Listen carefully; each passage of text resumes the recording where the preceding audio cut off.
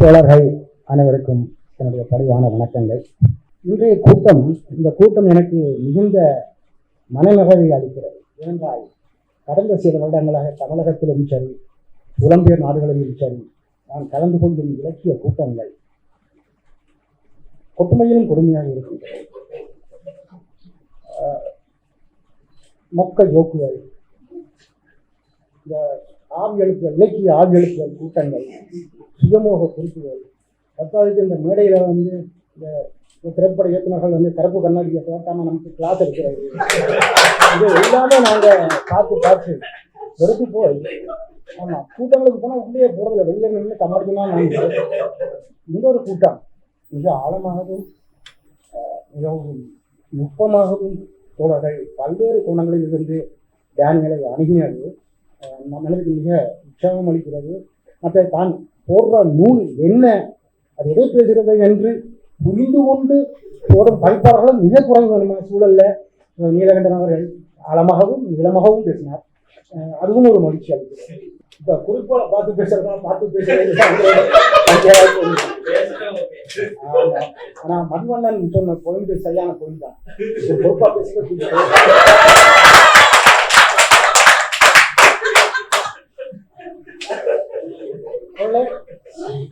நான் இந்த இது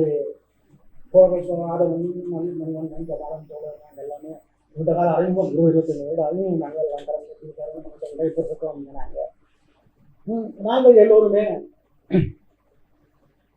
தானியங்களை ஏற்றுக்கொண்டவர்கள், தானியங்களுடைய எழுத்து முறை, வாழ்க்கை முறையை ஏற்றுக்கொண்டவர்கள். உங்களுக்கு நான் அது திருப்பி தானியலை பற்றி சொல்லி ஒரு பிரயோஜனம் இல்லை. நீங்கள் என்னுடைய இடத்துல தான் இருக்கீங்க. கொஞ்சம் இந்த தானியலை விமர்சிப்பவருடன் நான் பேச விரும்புகிறேன்.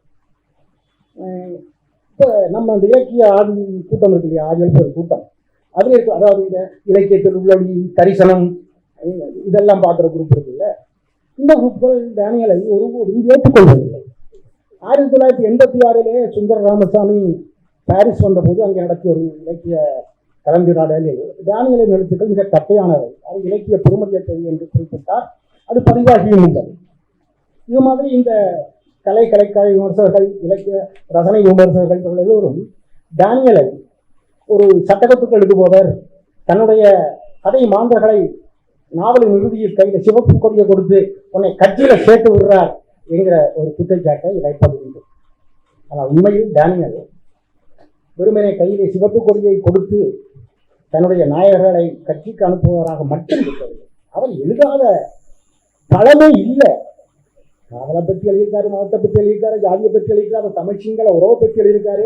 இப்போதான் மதிவண்ணன் பேசினப்பறம் தான் யோசிச்சேன். மதிவண்ணன் சொல்லுங்க, இஸ்லாமியர்கள் அதில் கொஞ்சம் அது இன்னும் இருக்கிறது தானியல் எழுத்து. அது என்ன காரணம் எனக்கும் தெரியல. இதில் அவர் பரவலாக பல விஷயங்களை பற்றி, கலைகளை பற்றி, உணவை பற்றி, கலாச்சாரத்தை பற்றி, காலனிய காலத்தை பற்றி நிறைய அவர் எழுதுகிறார். அதே போன்று சில நாவல்களிலே அவருடைய நாயகனும் நாயகிகளும் கம்யூனிஸ்ட் கட்சியிலோ தொழிற்சங்கத்திலோ சேர்வது முடிவாக இருக்கும். நான் இப்போ யோசிச்சு பார்த்தேன். 80களுக்கு இருந்து 2010 அந்த 30 வருடங்கள், 30-40 வருடங்கள் இப்போ நான் எழுதுகிறேன். தீபச்செல்வன், சயங்கன், பிரசாத், கிருஷாந்த், குணா கவிழர்கள், தமிழ்நதி, இப்படி தானியலுக்கு புதிய தலைமுறை நாங்கள் வருகிறோம். எங்களுடைய நாவலாம் நாங்கள் எங்களுடைய கதை நாயர்களை கொண்ட இயக்கத்தில் சேர்த்து விட்டோம். புலிகள் இயக்கத்திலோ ஒரு இயக்கத்தில் சேர்த்து கையில் துப்பாக்கியை கொடுத்து விட்டோம்.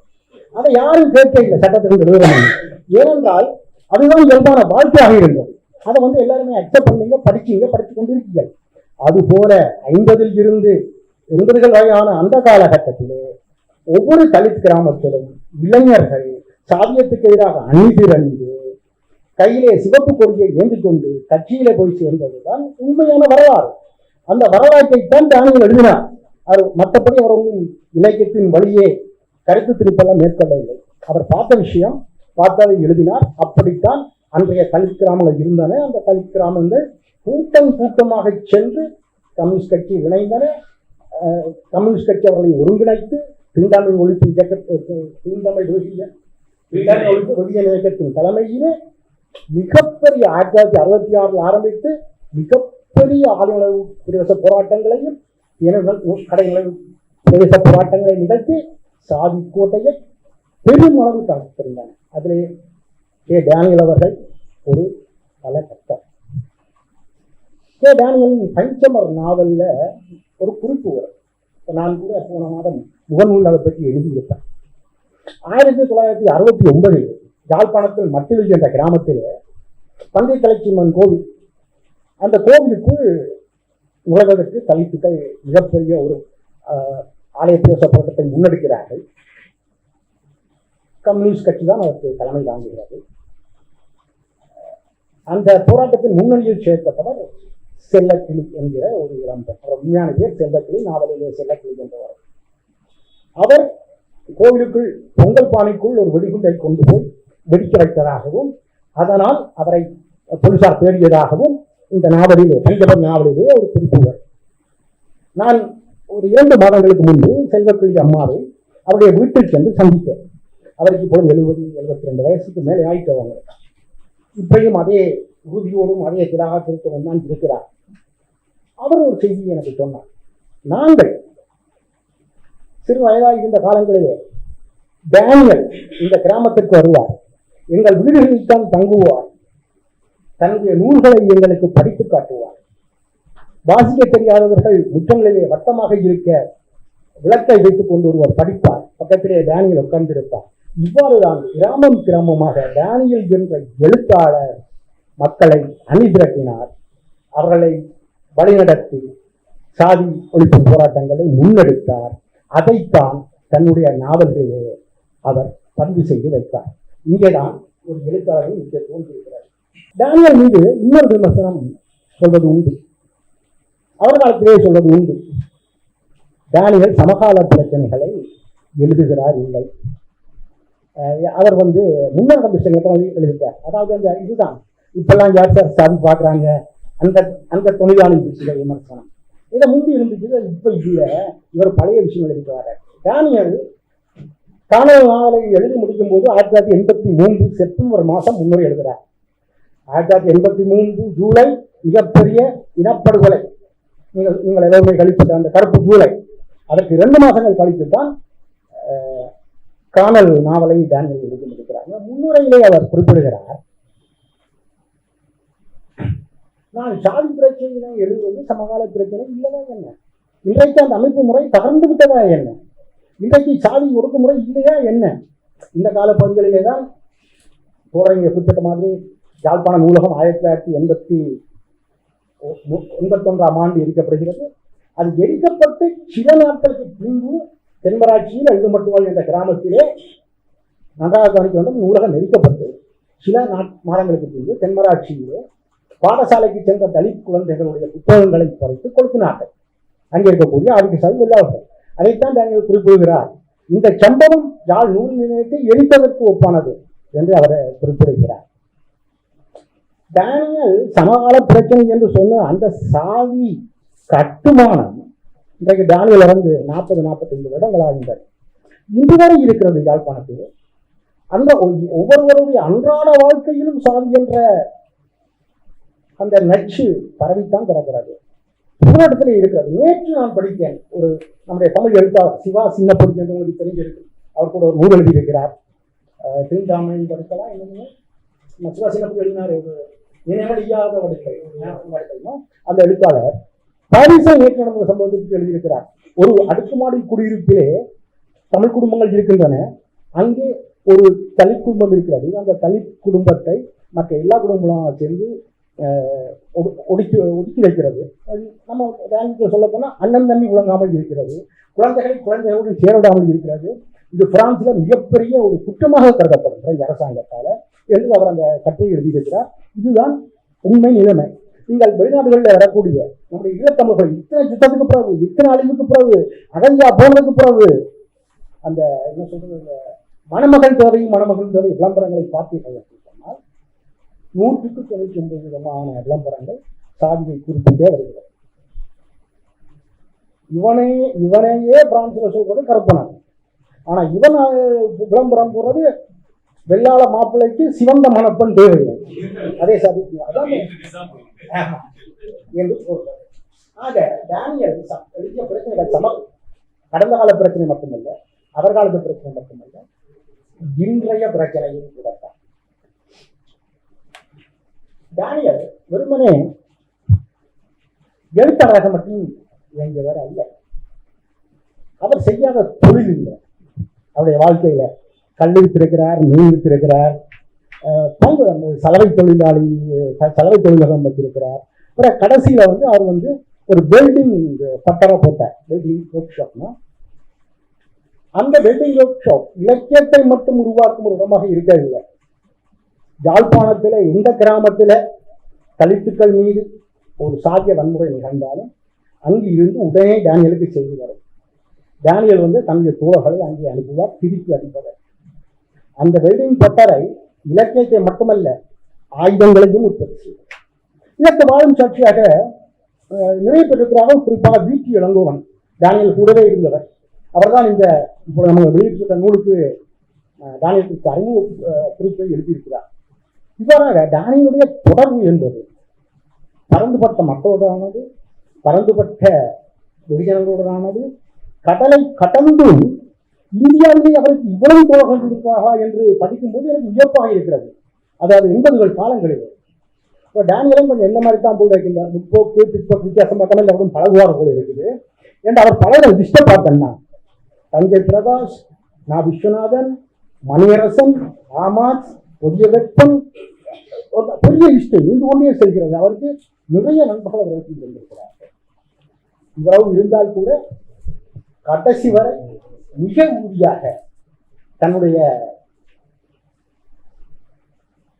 வர்க்க நிலைப்பாட்டை மிக உறுதியாக இருந்து செய்யப்பட்டவர். மிக குறிப்பாக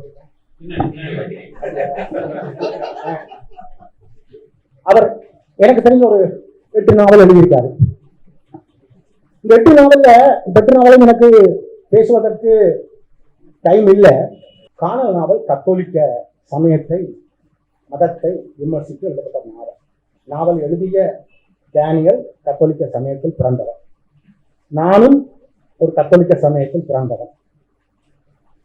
அந்த நாவலிலே நடக்கக்கூடிய பல்வேறு விஷயங்களுக்கு நானும் சாட்சியாக இருந்தவர். எங்க ஊர்ல, குறிப்பா யாழ்ப்பாணத்துல, இந்துக்களை விட மோசமான சாதி குறிப்பிட்டவர்கள் கத்தோலிக்கர்கள். இந்துக்களிடம் இருக்கக்கூடிய எல்லா விதமான தீண்டாமை பழக்கங்களும் கத்தோலிக்கரிடம் இருக்கும். அதை தவிரவும் கோவிலுக்கு விசேஷமா கொஞ்சத்தை ஏற்படுத்தி வச்சிருக்காங்க சில அச்சுக்கடிகள். இந்த காணல் நாவல் 40களிலே 50களில் நடக்கக்கூடிய நாவல். ஆண்டைகளில் கொடுமை பொறுக்க முடியாமல், அவருடைய ஒடுக்குமுறை பிடிக்க முடியாமல், அவர்கள் ஒடுக்கப்பட்ட சாதி பெண்கள் மீது நிகழ்த்தும் அத்துமீறல்கள், பாலியல் வல்லுறவுகள் பொறுக்க முடியாமல், தலித் மக்கள் கிறிஸ்தவ சமயத்துக்கு மதம் மாறினால் நமக்கு ஒரு விரிவு கிடைக்குமா என்று நம்பி அங்கே இருக்கக்கூடிய பாதிரியாரோட பிரச்சாரத்தால் முயற்சியாளர் கவரப்பட்டு கிறிஸ்தவ சமயத்துக்கு, கத்தோலிக்க சமயத்துக்கு மாறுகிறார்கள். அதை மாறுற போது ஒரு உண்மை சம்பவத்தை தான் டேனியல் அந்த நாவல் எழுதுறார். அந்த உண்மை சம்பவம் என்னவென்றா, கோடாலிக்காடு என்ற இடம் இருக்கு யாழ்ப்பாணத்துல, இளவாலைக்கு பக்கத்துல. அந்த கிராமத்துல வெள்ளாளர்களும் பள்ளர்களும் வாழக்கூடிய பகுதி. அப்ப பள்ளர் சமூகத்தினர் ஒரு காலப்பகுதியில் அதுவரை இந்த கூடுவுக்கு சொல்லுவாங்க, அதாவது இந்த சாமியை தூக்குவாங்க இல்லையா, வெள்ளாளர்கள் மட்டும்தான் தூக்க முடியும். இப்ப வர பல இடங்களில் அதான் நிலைமை. அப்பொழுது அந்த டைம்ல அங்கே கூடிய பள்ளர் சாதியை சேர்ந்தவர்கள் நாங்களும் கூடு தூக்க வேண்டும், நாங்களும் கூடு சுமக்க வேண்டும் என்ற ஒரு உண்மை கோரிக்கையை எழுப்புகிறார்கள். இது பெரிய அளவுக்கு ஒரு கலவரமாக மாறுகிறது. போலீஸ்காரன் தலைவர் அந்த பஞ்சாயத்து இங்க பஞ்சாயத்து நடக்குது. அப்ப அந்த கோவிலுக்கு பொறுப்பாக இருந்த சாமியார், பாதிரியார், அவர் ஒரு அமைதி கூட்டத்தை கூட்டுகிறார். வெள்ளாளர் தரப்புக்கும் பள்ளர் சமூக தரப்புக்குமான அமைதி கூட்டம். அப்ப பள்ளர் சமூகத்துக்கு சார்பாக டேனியல் தான் அங்கே செல்கிறார். நான் சொன்னேன்ல ஏற்கனவே, யாழ்ப்பாணத்தில் எந்த கிராமத்தில் என்ன பிரச்சனைனாலும் டேனியல் தான் போவாருன்னு. அதனால இவரும் அங்கே போகிறார். போகும்போது அங்கே இருக்கிற பாதிரியார் ஒரு தீர்வை சொல்கிறார்.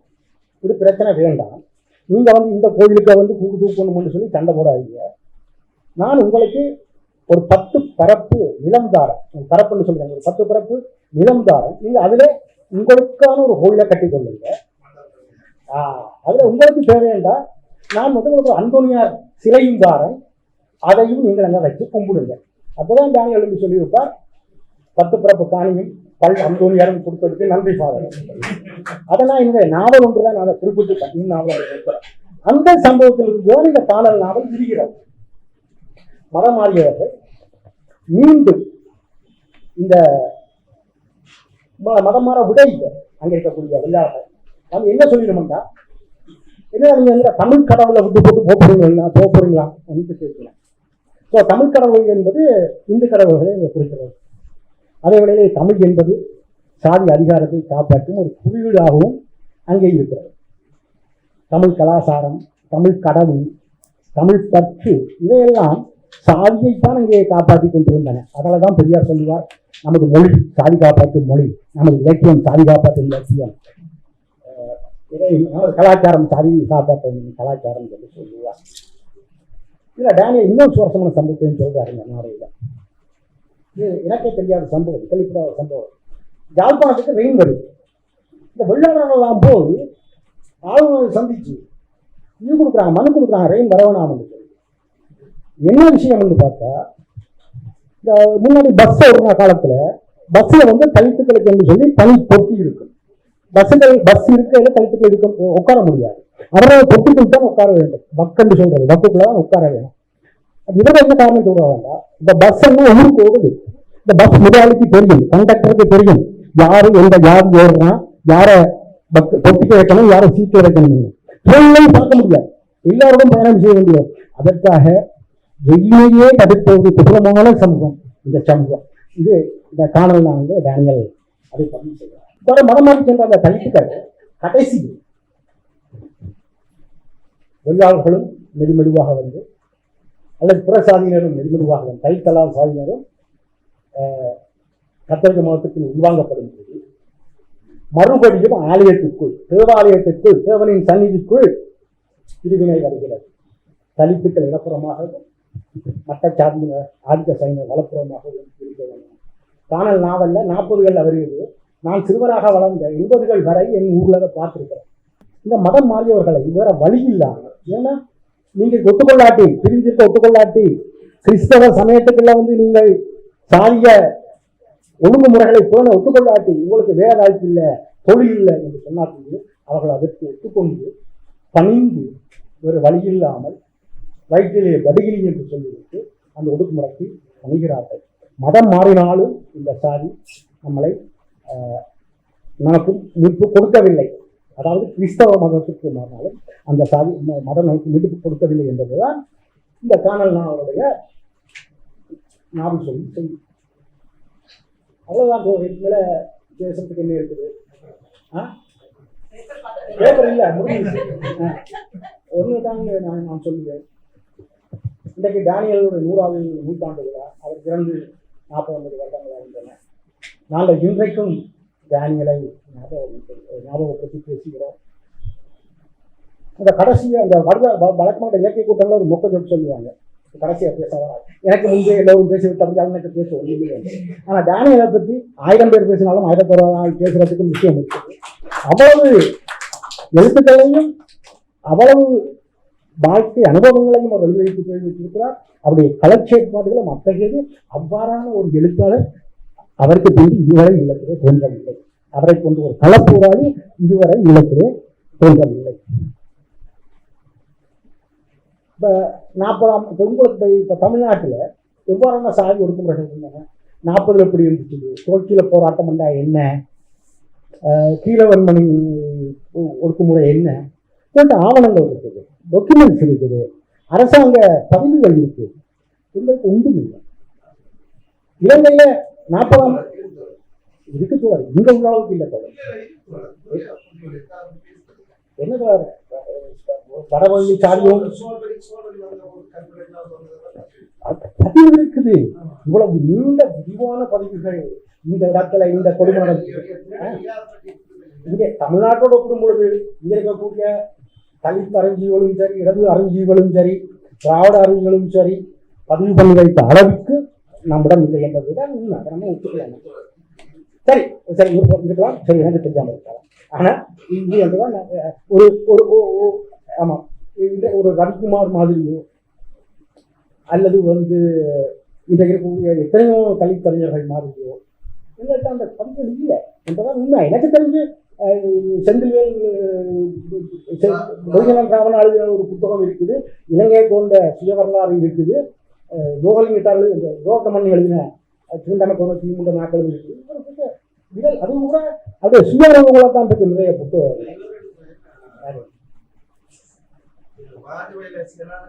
அதான் இளைஞர் சொல்லுங்க அது சுயவரலாற்றுக்கு தான் இளைஞர். இங்க இருக்க மாதிரி அவ்வளவு பக்கா டாக்குமெண்ட் நடக்குது. அதைத்தான் சொல்ல வந்தேன்.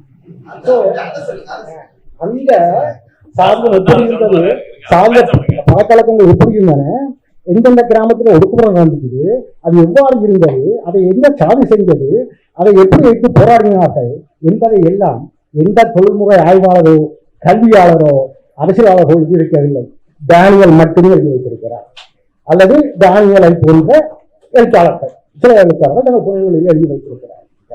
ஆக டேனியலுடைய நாவல்கள் இலக்கியம் மட்டுமல்ல, அவை வரலாற்று ஆவணங்களும் கூட. வரலாற்றிலே டேனியல் எழுத்தும் அவருடைய பாத்திரமும் மக்சிங்கோப்டி போல அலெக்ஸ் ஹோலி போல நீண்ட காலத்துக்கு நீடித்திருக்கும் என்பதை மட்டும் சொல்லிக்கொண்டு வார்த்தைக்கு நன்றி கூறி விடைபெறுகிறேன்.